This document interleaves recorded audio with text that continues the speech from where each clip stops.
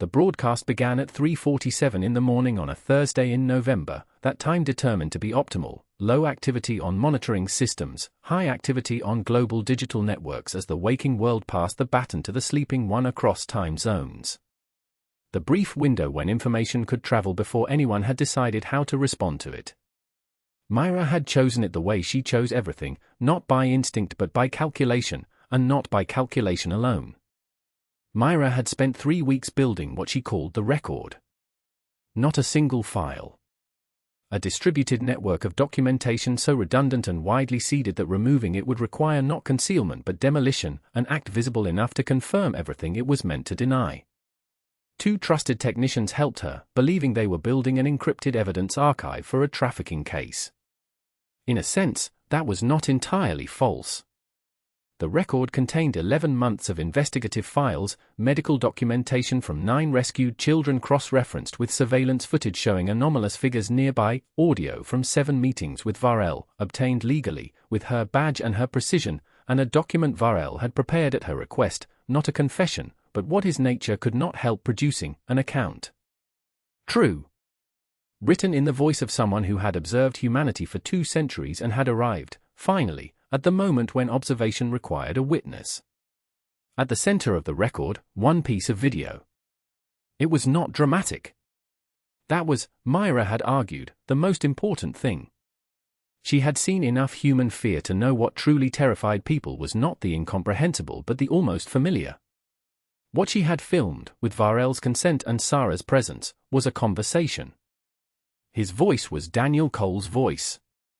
His face was Daniel Cole's face. Except that across 14 unedited minutes, he did something no human face could do. He was never surprised, never uncertain, never off balance. The stillness was present and absolute, and in the context of genuine conversation, unmistakable as something not a disorder, not a condition, not a learned effect. It was an origin. She uploaded at 3:47 and the record began to travel.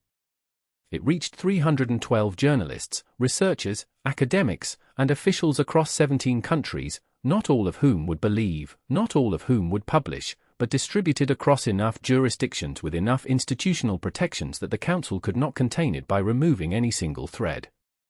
At 4:15, Zenith called Vael. The conversation was brief. Zenith said, "You understand what you have done." Vael said, "I believe I'm beginning to understand what we have failed to do." A long silence. Not the council's silence with its architecture of meaning.